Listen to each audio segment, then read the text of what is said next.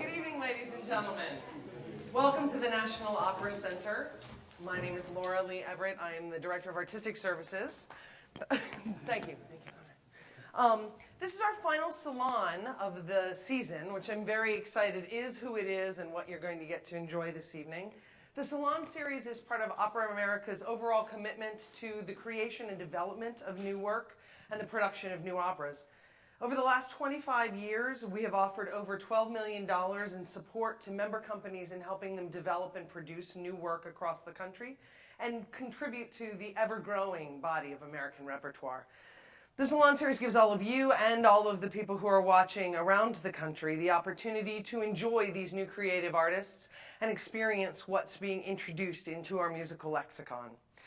We are joined by our live audience around the world this evening, so I welcome all of you as well.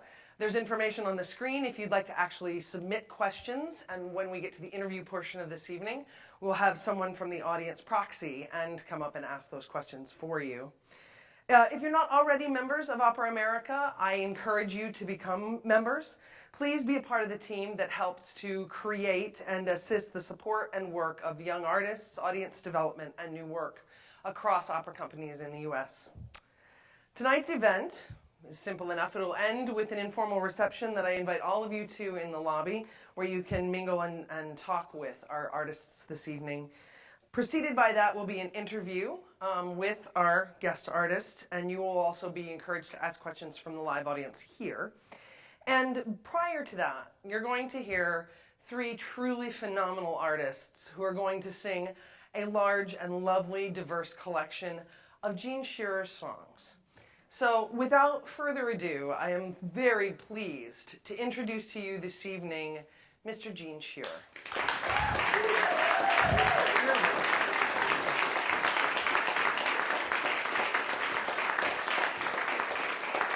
Thank you. Thank you very much for coming tonight. I want to start with something. There's someone in the audience tonight. Pat Mislin is here. I was told she was here. And Pat Mislin, there she is. And Pat is in large measure actually kind of responsible for what you're going to hear tonight and for what's happened to me over the last 17, 18 years, but in a very circuitous way. I was a singer for many years, a classical singer, and my last voice teacher was Pat Mislin. And Pat is a great voice teacher. She's taught Maggie Lattimore and Stephanie Blythe and Renee Fleming, and to mention just a few, and some people who are going to make it someday, you know. Anyway, I studied with Pat at the end of my stint of studying, which was many years, and I studied with, I think, for like 3 or 4 months. And at the end of each lesson, I would sit down at the piano and I'd play through whatever cabaret song or song I was working on, and Pat really loved my songs. My voice, not so much. So after three or 4 months of studying with Pat, I came in one day and I put the music on the piano, and Pat looked up to me and she said, Gene, look, I can make you better, but not that much better. You write such nice songs. Write your songs, keep the $100, and let's go have coffee.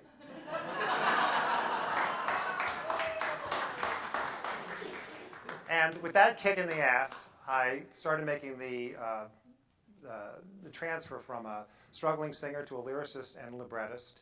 And I've been very, very fortunate and very blessed over the last 15, 18 years to be working with, continue to be working with some of the finest composers in the country. Principally, I've been writing opera libretti, and it's been a real thrill and an honor, and I've been very, very blessed. I have been writing songs over the last 10 years, but not too much music, at least not songwriting. I have been writing with the wonderful Jake Heggie many, many songs. But it's true that in my 20s and in my 30s, when I knew Pat back in the day, I did write a number of songs. And it was great. Mark Skorka, who runs Opera America, I saw him down in Texas. Jake and I had a performance down there. We were having dinner, and he said, I want you to, share with us the old songs that you wrote. And I said, this is a great opportunity to look back and to share some of those songs that I wrote I played for Pat and are still around. And I'm particularly thrilled, and I mean this, people say this kind of, it's like de rigueur, you just sort of say it, but I mean this. The three artists that you're going to see tonight are Howard, Maggie, and Bill. They're great singers. They're singing at all the major opera houses of the world, the best opera houses of the world. And they are great talents, and it's a real privilege to have them here tonight. And it's a double privilege, double honor, really, and it's particularly sweet because, as it turns out, they've been friends of mine for between 10 and almost 20 years. So it's really great. Just a few things, since I didn't put program notes, as these kinds of things are usually done very, very quickly, and so I didn't get the chance to do program notes, but I just want to tell you just a little bit about some of the songs you're going to hear tonight. The first three songs are from a cycle called Voices from World War II that I wrote in 1994. There are 5 songs in this cycle. We're only going to do 3 of them tonight, and I'd ask if you sort of do the normal audience routine of waiting till the end of the cycle to applaud, so that Bill can sort of give you a sense of what the cycle is. One thing to say about Voices from World War II, it's incredibly enhanced by these wonderful piano arrangements by Lee Musiker. Lee is a guy I went to Eastman with back in the day. He's one of the great gifted artists in this country, and I bumped into him after moving back from Europe, and he did a hell of a job with those arrangements and really enhanced the cycle.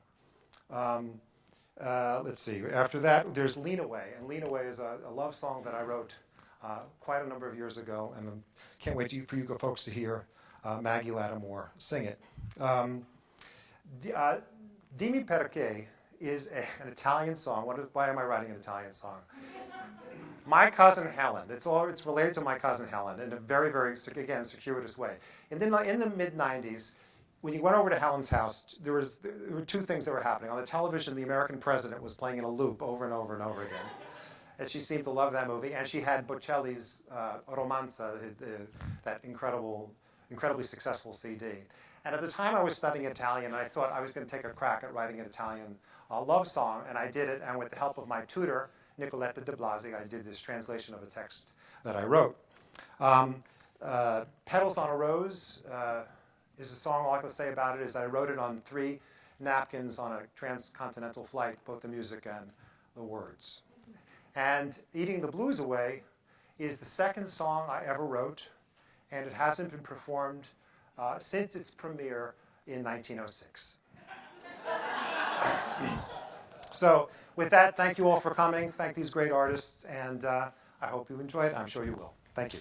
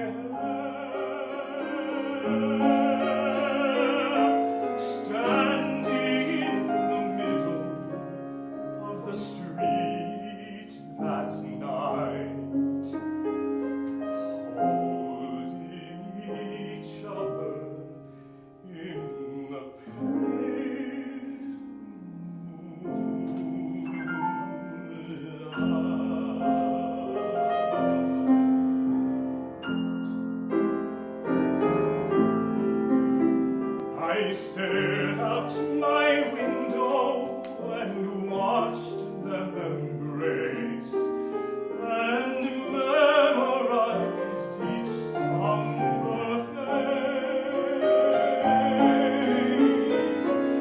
Some silent secret they all seemed to share,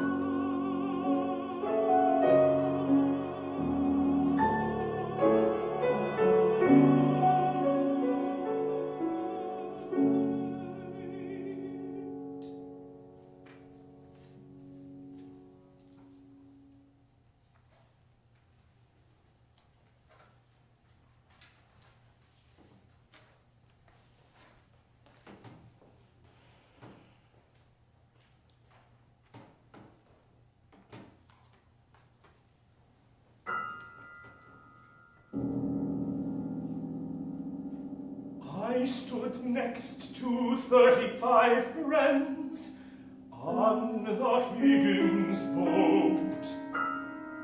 Some wept, others were sick, no one spoke. 5-inch guns were blasting over our heads. Limbs floated by of the dead. I caught my friend Harry's eye. He tried to make me smile, opened his fatigues and showed me a polka dot tie. Young blood in the holy water, young blood in the holy water, young blood in the holy water.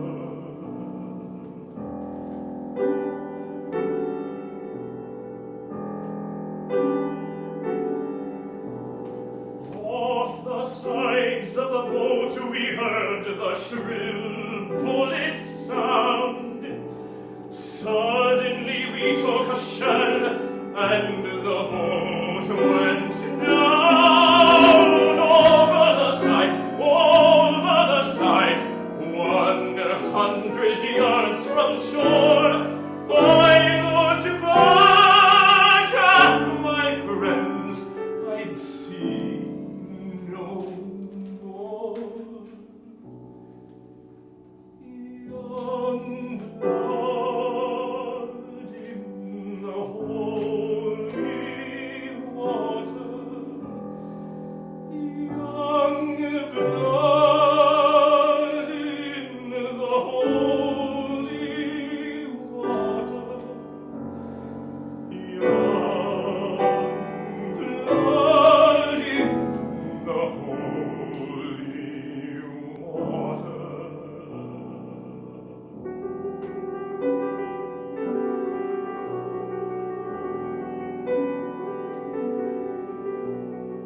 Finally I crawled to the sanguine shore. Bodies and bullets and blood-drenched sand. Hour by hour, just a few yards more. Inch by inch we took our stand.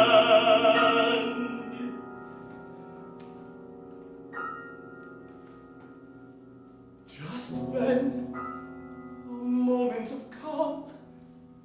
I ran and dove over an embankment and landed on a corpse none could identify. But I saw the polka dot tie. Young blood in the holy water, young blood in the holy water, young blood in the holy water.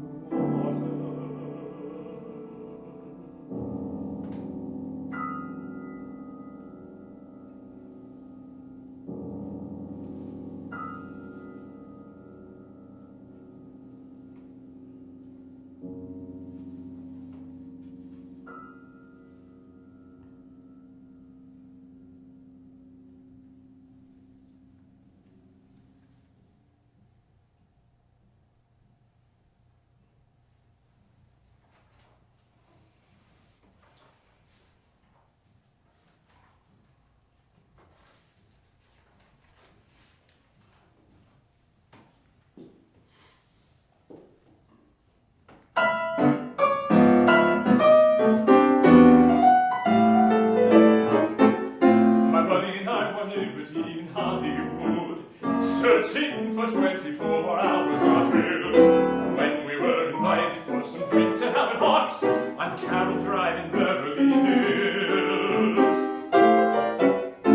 Howard was engaged to a movie star, the beautiful Miss Evelyn Keyes. The phone rang, I answered it and heard her lovely voice and said, oh, oh, oh, oh, please. Your voice, it has enraptured me. You really are a wonder. You really are a wonder, my dear. Hey, you must come and be our mascot and lead us into battle, and we will have nothing, nothing to fear.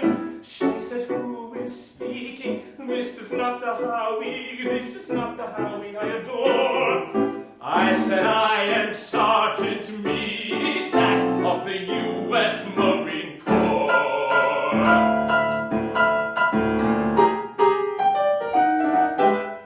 Howard grabbed the phone, he said, it's too late to come over. The sun will be out in just a little while.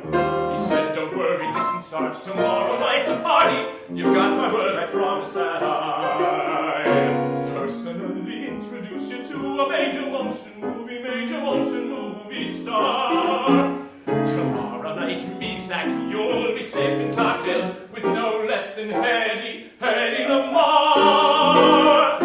But we were due at the base the next morning and could not spend another night.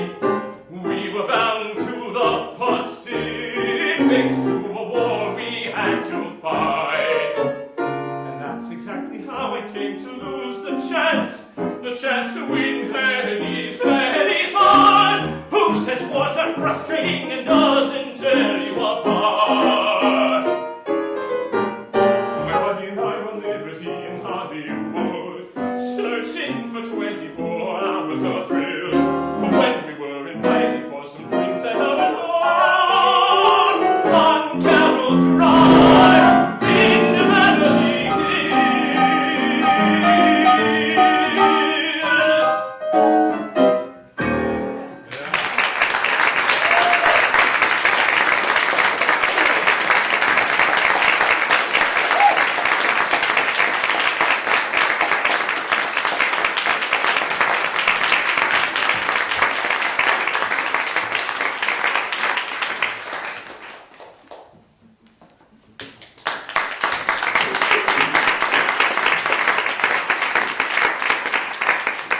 I'm so happy to be here to celebrate Gene. His music has been the soundtrack of my life for the past almost 20 years. And the summer my husband and I met, I had a tape, remember those?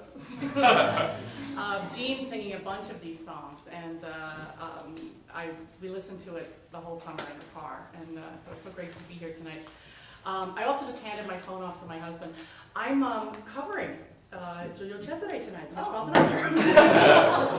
if the phone goes off, I'm out of here. This is Lean Away, one of my favorite songs of all time.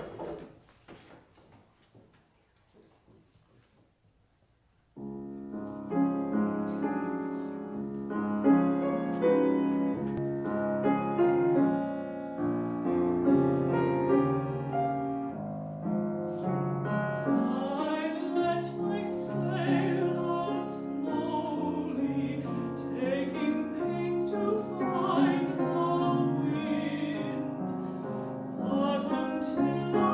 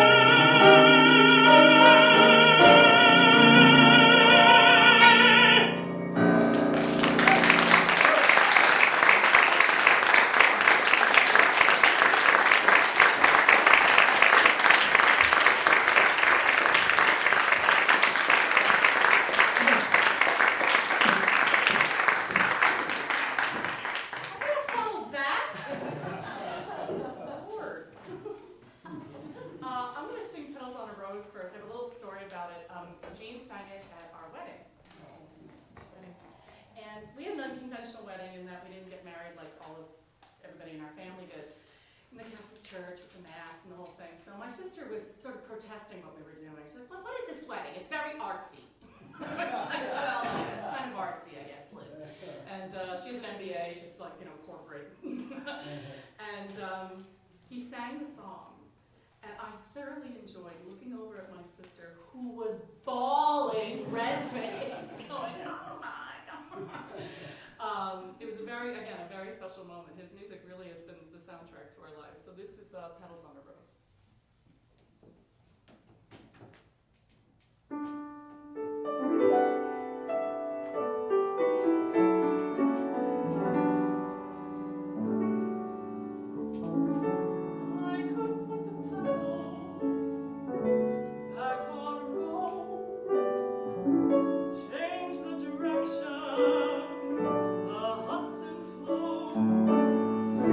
Stop the rain.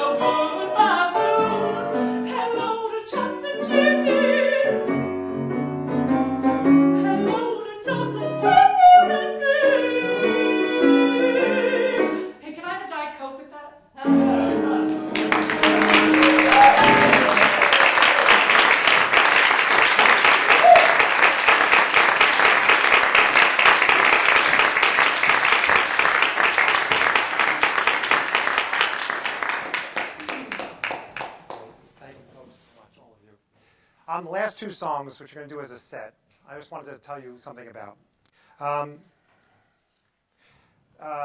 After Jake Heggie and I wrote Moby Dick, the Dallas Opera commissioned us to write a song cycle for a gala performance that they were doing. And the commission was to go to the Dallas Art Museum and to choose paintings that were either donated by or important to Margaret McDermott, who is one of the great philanthropists of the country, really, and a great benefactor of the Dallas Art Museum and the Dallas Opera. And it was a great experience. I got to walk around with the curator and the executive director of the museum, Jake and I did, and choose pieces. And then for me, the task was to riff on what these paintings inspired me to think about. There's a picture in the program that you have of a Caillebotte painting called Yellow Roses in a Vase. And it's a very, very, obviously in this little reproduction, it's very hard to get a sense of it, but it's truly a magnificent painting. Just parenthetically, Margaret told us that when she was donating some paintings, she does it periodically. Of the 4 paintings that she was donating at that time, she donated the other ones first. She put it on the list because she thought they were more important for the collection, but the Caillebotte was her favorite. And what it made me think of, and of course it's everything, in a way everything in art is autobiographical. It's all sifted through your own imagination and your own experiences. And when I was looking at this painting, I had this memory of when I was a kid, and it's appropriate to talk about today.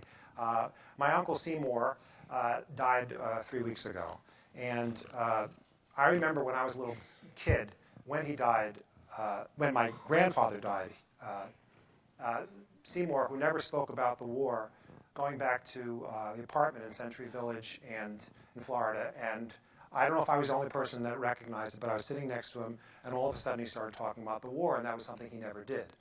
And it was just the experience of his father's passing that prompted that, I suppose. Anyway, I was looking at this painting, and it has a melancholic, to me it does, quality of these petals falling from the rose, and everything is sort of draining to the colors of bone and clay. And it made me remember that experience. And so these last 2 songs I like to dedicate to him, and thank Bill and Howard for doing them. So thank you very much.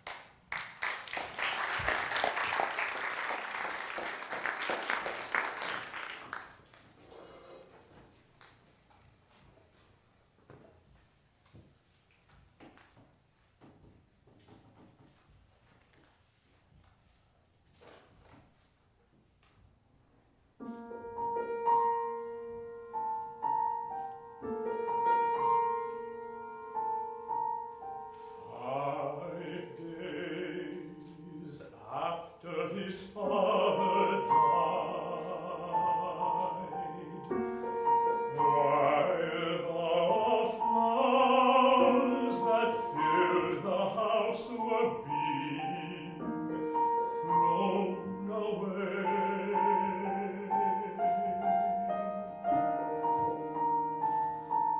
He sat alone and stared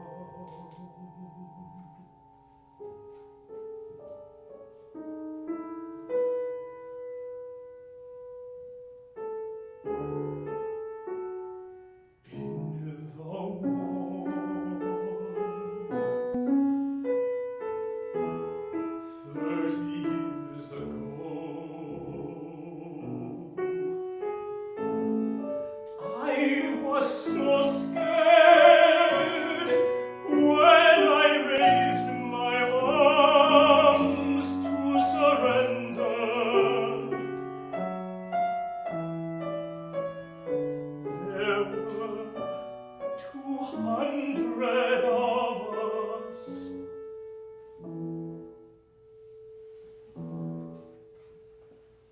I was one of only 14 who survived.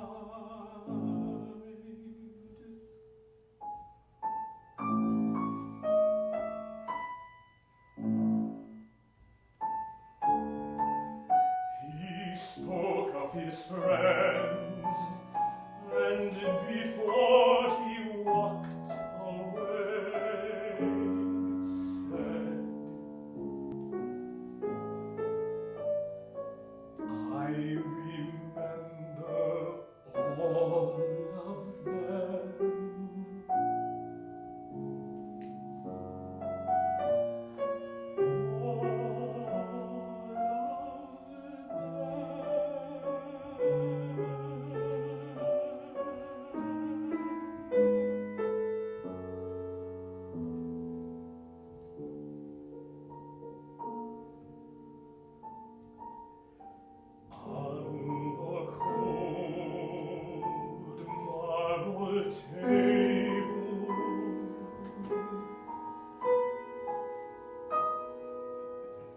Several more petals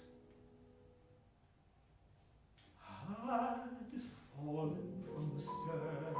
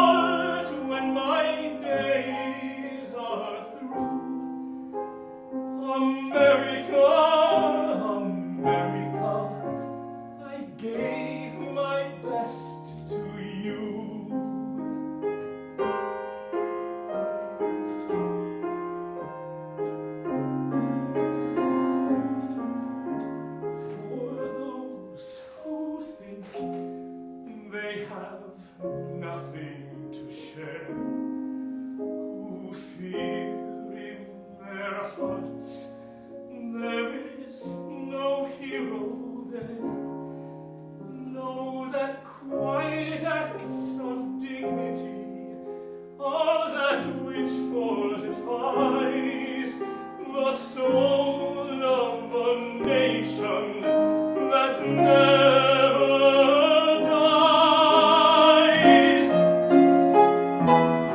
Let them say of me, I was one who believed in sharing the blessings I received.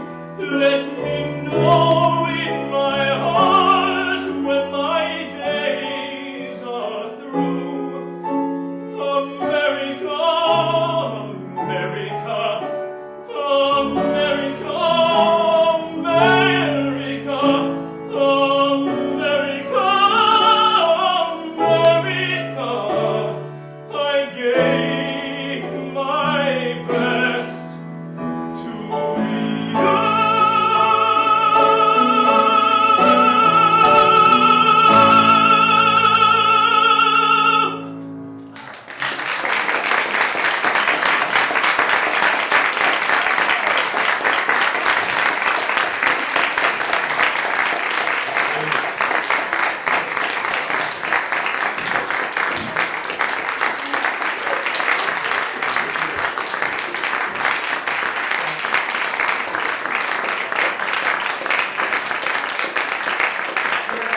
We are going to do an encore, and you're going to get to hear me sing. Pat, you're going to get to hear me sing.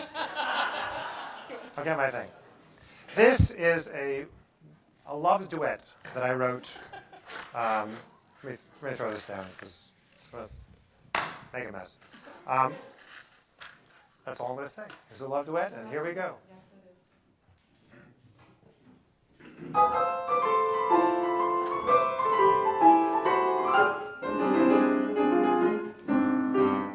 Let's not be honest with each other. Let's live out a few lies. If I might make a prediction, We need a little fiction to reach a workable compromise. Oh, let's not be honest with each other. Let's give our relationship a chance. I'll gladly praise your beauty and fulfill the bond duty. And we'll build together a wonderful romance. From this point on, I think you're smart. From this point on, you've a tender heart. I don't think I've ever been mistreated. And by God, I swear you never cheated. Let's not be honest with each other. Let's rewrite our history. Yes, all we need is a case of amnesia. Yes, love's not a mystery. I've learned to agree with you. The friends I had before we met were nothing but a bore, and yet somehow I would misconstrue, not understand that laughs and chat prevented my development. Oh, thank God you set me straight. All I need's your family. My life is great. My friends are gone. I've never felt so alive.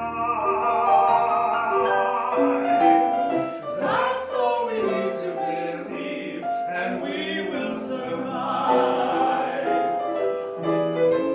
To get along requires discovering relationships are little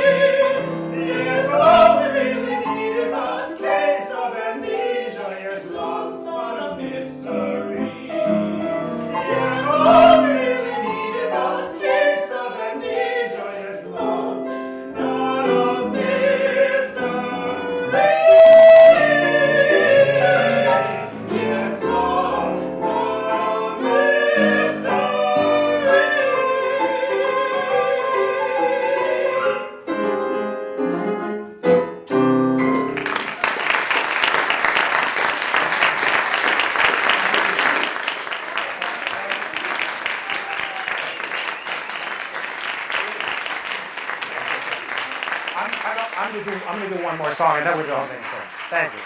Thank you. We're going to do our big company bow at the end, but I want to sing one more song. It's my night, and I want to sing one song. This is really for my wife. And this is the song I was singing when we met. She saw me sing this song and introduced herself 14 years ago, and it's been wonderful, and this is how it started. Let me give you a little bit of history. First of all, the music for this song is written by Andrew Thomas, who was one of the first musicians, a wonderful composer I met when I first moved to New York from Vienna, when I came back after school. Anyway, and it was I was writing a musical based on the Snow Queen, and in this song, there's a dog who this young girl meets in the Northland, and he's very befuddled because he hasn't seen a girl in a long time, and he sings to her.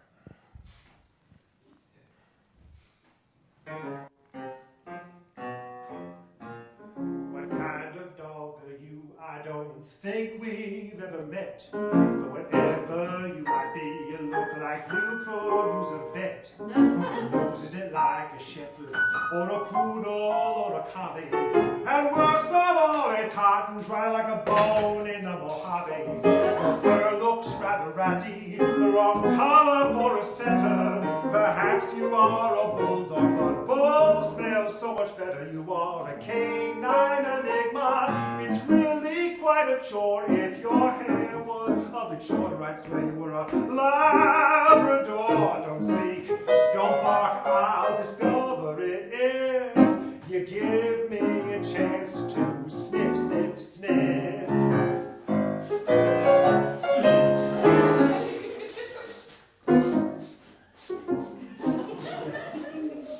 Your mother was a chow chow, your brother was a hound. I'm sure that's all they told you, but my dear, I've been around.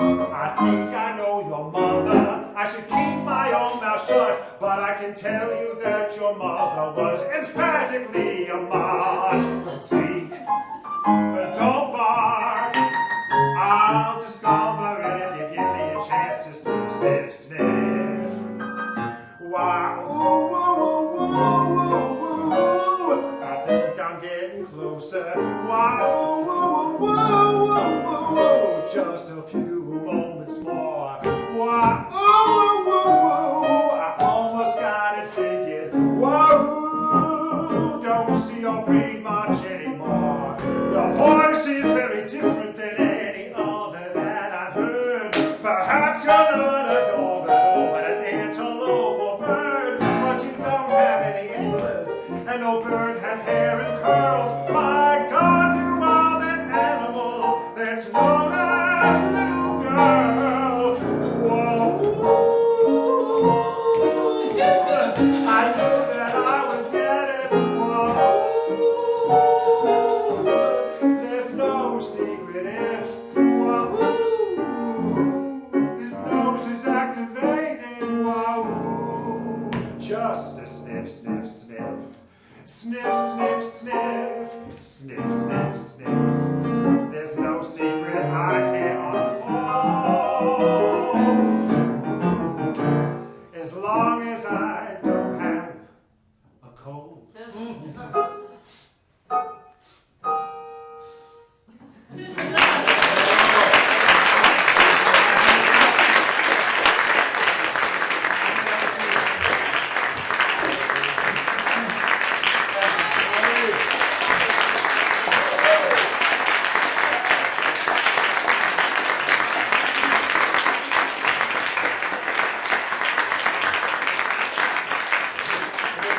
Set up down? Okay. That's it. Well, that was lovely, eh? I told you it was not what we expected. Wow.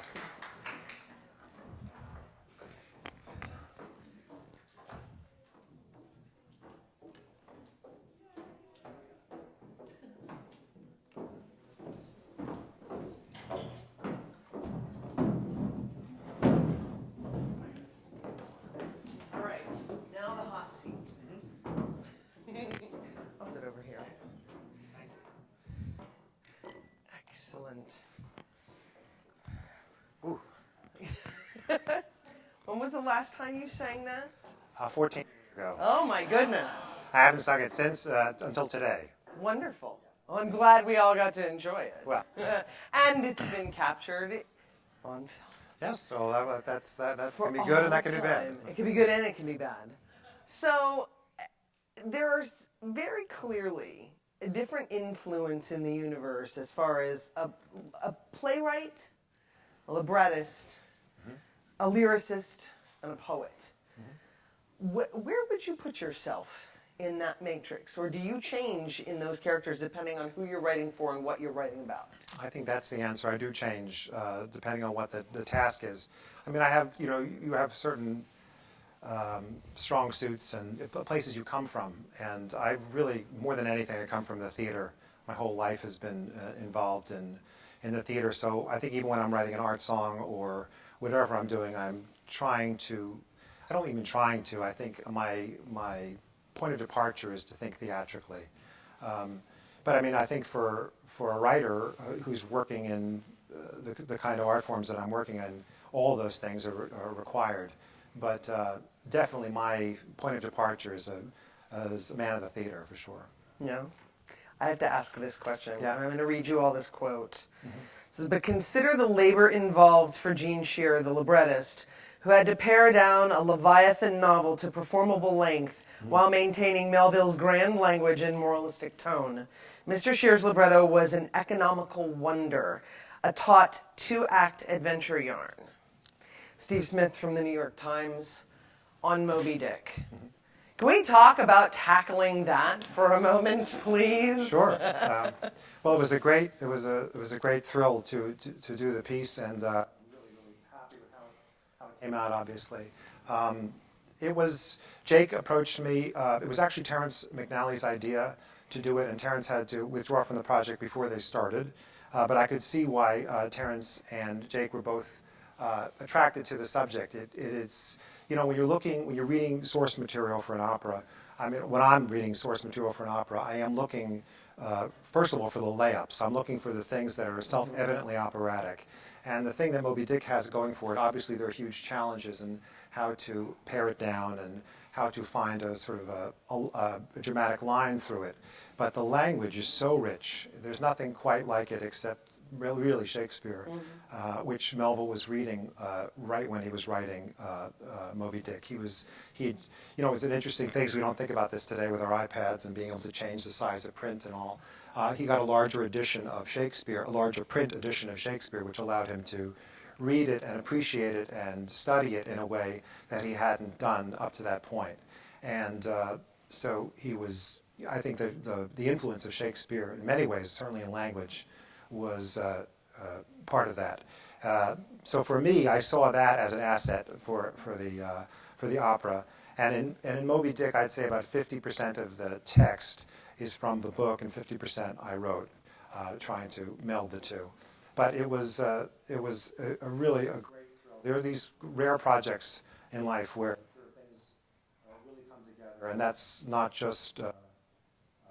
Jake's music is stunning, and Lenny Foley did a fantastic job with the direction, and Patrick Summers was just, I just heard it. It was just broadcast the other night from San Francisco, the San Francisco Opera version of it, which is going to be released on DVD and also going to be on PBS Great Performances in the fall. Excellent. Yeah, so, and I was listening to it, and it was hopping. It was really great. The singers were great. So it was a rare and wonderful experience.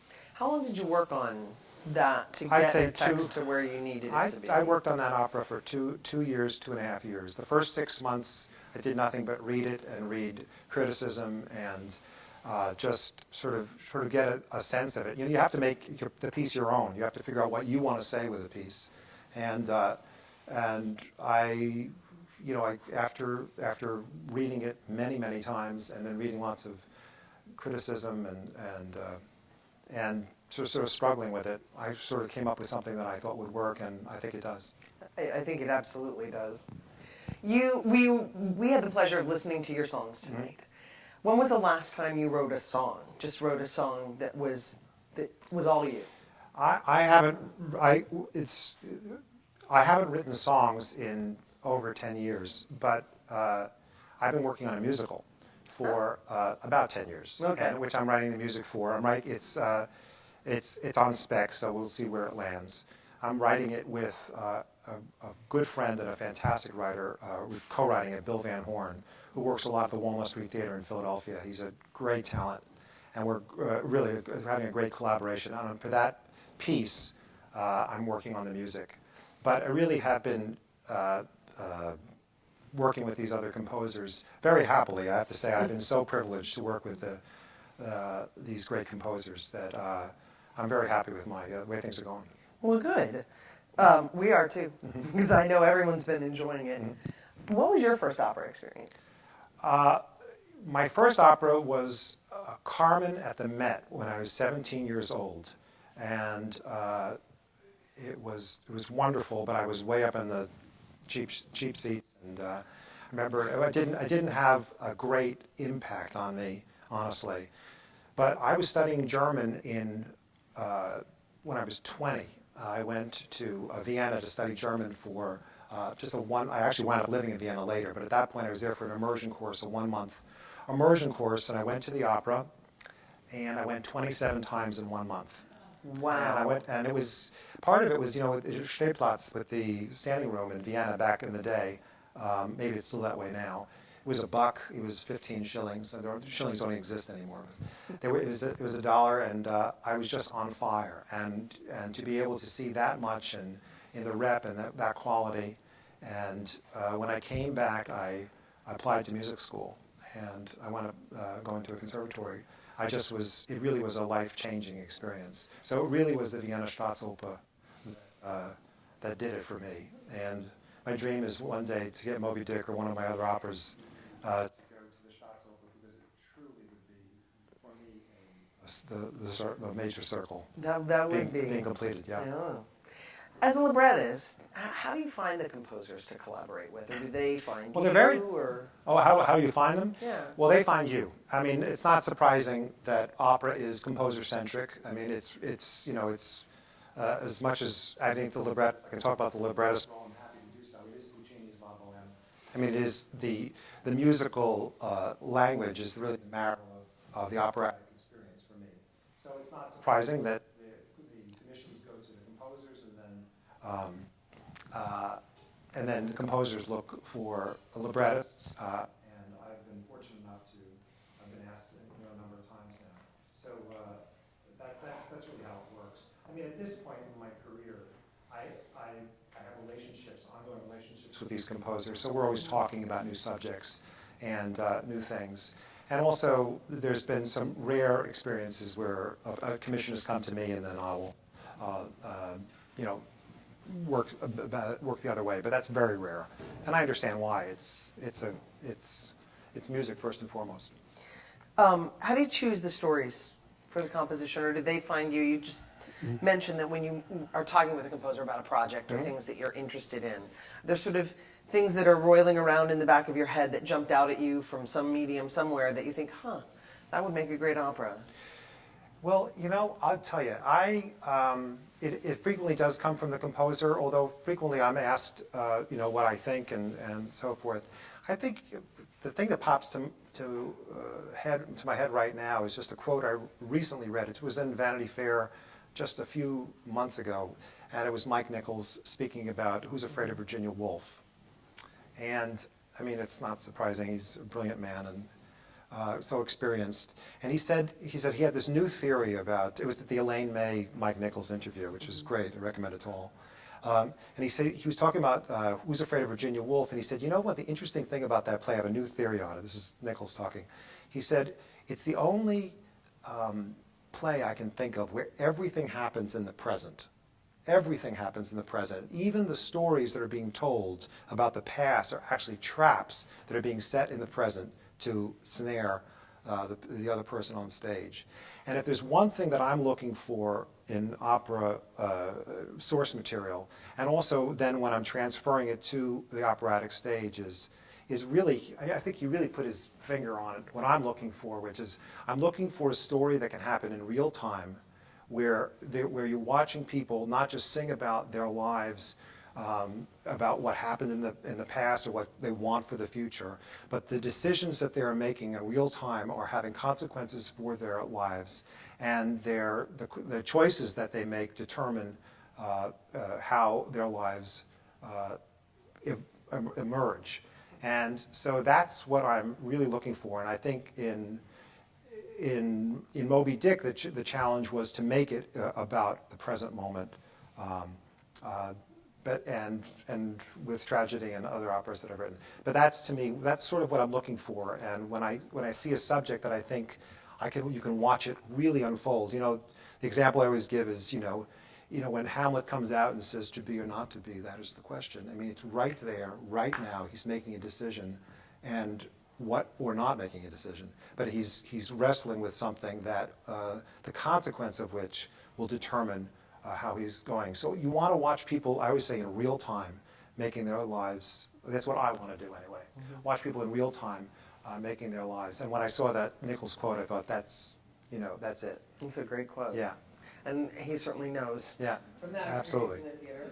We could talk about this all evening. But you thrilled us with so many songs. I do want to give you and the audience an opportunity. Would anyone like to ask any questions from out there? Lindsay has a microphone. If you have, just raise your hand. Which I can't see. It's very dark, Craig. Anyone? If not, I'm going to ask. Oh, okay. I'm an opera singer. Oh, That's okay. I'm an opera singer. I don't need a microphone. What's your musical about? Or you won't tell us? No, it's a fictitious backstory to the making of the Beggar's Opera. It's a romantic comedy set in 1725, and hijinks ensue. Could you say more about Yeah. that? That sounds great. Yeah. Anyone else? For anything they want to ask? I have one more question I'm Sure. going to ask you. What do you enjoy most about writing for opera? I love the fact that it's a collaborative art form. I mean, when you're a writer, as I was indicating earlier, I plotted my life to be an opera singer, and then I did wind up doing lots of musicals and things. And I loved, more than even being on stage, quite honestly, for me, I loved the community. I loved being around not just theater people, but people. And the unintended consequence of what I do is I'm alone a lot, and because when you're writing, that's the nature of the job. So what I love about opera is when it gets going, I love working with the composers. Jennifer Higdon and I are working on Cold Mountain right now, and it's just been such a pleasure to knock ideas back and forth with her. She's an incredibly talented woman and just a great composer. And so it's been really, it's been great fun. And I really like that, and I like the workshop process. I like the whole, and then of course when the whole thing comes together. So I think more than anything, I love the community. I know, I was listening to Moby because of the broadcast the other night, and so many people. It truly is a pyramid. The show is just like the top of the pyramid, but there's all these people who are contributing to it, and you get to know them, you get to love them, and also you become the lucky recipient of all of these, the accumulated wisdom and the accumulated imaginations of all these incredible talents.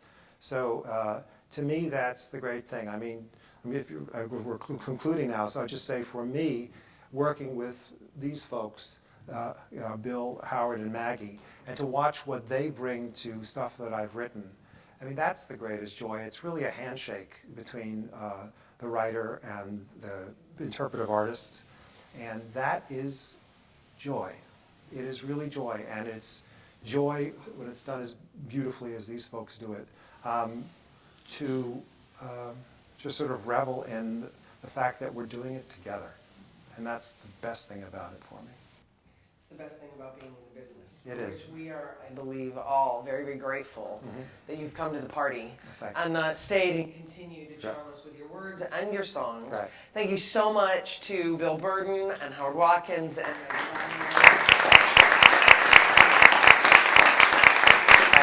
Thank you so much, Gene, and I look forward